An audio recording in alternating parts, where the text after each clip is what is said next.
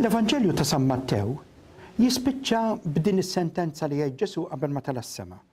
U wara jiena magħkom dejjem sal-aħħar ta' żmien. Kemm hija sabiħa din il-weda? Din il-weda li qed jagħmel Ġesu li qal jiena l-verità li ma jqarraqx bina. Jiena magħkom dejjem sal-aħħar ta' żmien. Min jaf kemm jiġu nies hawn f'din il-kappella. U jiena wkoll inkun xi kultant nkun għaddej minn tensjonijiet, minn problemi, minn toqol fil-qalb. U l-Ispirtu Santu jifakrek f'dan il-kliem. Ġesu tħares leħ u jgħidlek jiena magħkom dejjem sal-aħħar ta' żmien. Kemm hija konsolazzjoni kbira tiftakar f'dan il-kliem. Però disgrazzjatament għajl inħarsu lejn il-kuntest meta qala din Ġesu. Din Ġesu kien qiegħed jgħidha lil kulħadd. Le, Ġesu kien qiegħed jgħidha qabel ma tala s-sema, preċiżament ftit qabel bat lill-apostli u qalilhom morru fid-dinja kollha x'għandru b'xarat tajma. Huwa lil dawn illi kien qiegħed jgħidha Ġesu. Huwa lil dawk li l-Papa Franġisku qed isejħilhom id-dixxipli missjonarji.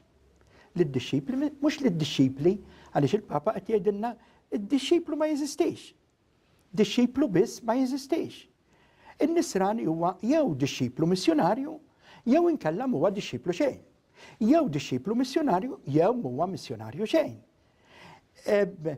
Iġifieri, Ġesu din il-kelma kien qiegħed jgħidha jiena magħkom dejjem lil dawk illi imorru biex ifittxu n-naġa l-mitlufa u jxandru l-aħbar it-tajba. Hekk huwa.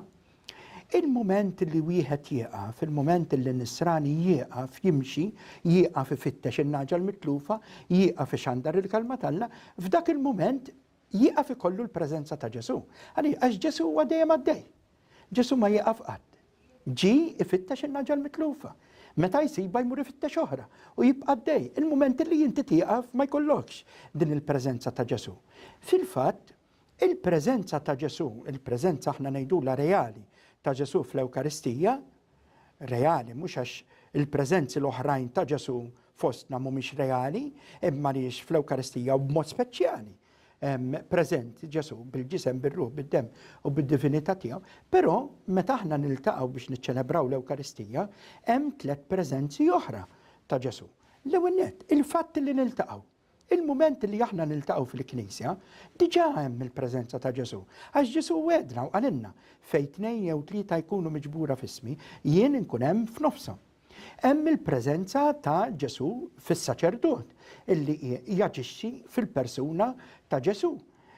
Ġesu illi qalilhom min jisma' lilkom jisma' lili.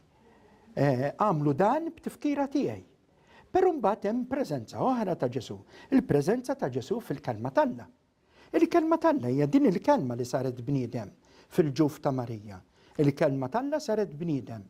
Ħadet il-ġisem, jgħidilna San Ġwan fil-prologu tiegħu. Din il-kelma, din il-preżenza ta' Ġesu qiegħda biex aħna nisimgħuha u aħna nxandruha. Fil-fatt, ir-rit tal-Magħmudija jispiċċa b'dak ir-rit żgħir imma sinifikattiv ħafna jissejjaħ ir-rit tal-effata. Infetaħ. Fejn is-saċerdot jagħmel salib fuq il-widnejn tat-tarbija jew inkella tal-adult skont il-kaxxi jkun u salib ieħor fuq il-fom. U waqt li jagħmel dan is-salib, jagħmel din it-talba biex jinfetħu l-widnejn ħalli jisma' l-kelma talla u jinfetaħ il-fom biex ixandara. Mela allura din il-preżenza ta' Ġesu fl-Ewkaristija ma nistgħux nifirduha. Anke minn din il-preżenza ta' Ġesu magħna meta nisimgħu il-kelma talla u meta nxandruha. Il-Papa Benedittu XVI qal waħda mill-affarijiet li qal fit-tmiem tal-pontifikat tiegħu kienet li r-reliġjon nisranija mhijiex ir-reliġjon tal-ktieb, imma hija r-reliġjon ta' persuna. Aħna nemmnu fil-persuna ta' Ġesu, fil-persuna sħiħa ta' Ġesu. Lil Ġesu illi aħna rridu niftħu qalbna widnejna u l-widnejn tal-qalb tagħna biex nisimgħuh u Ġesu illi jsir kelma li aħna nxandru, persuna illi aħna għandna esperjenza tiegħu u li aħna nwassluh lil ħadd ieħor biex ħadd ieħor ikun jista' jiltaqa' miegħu.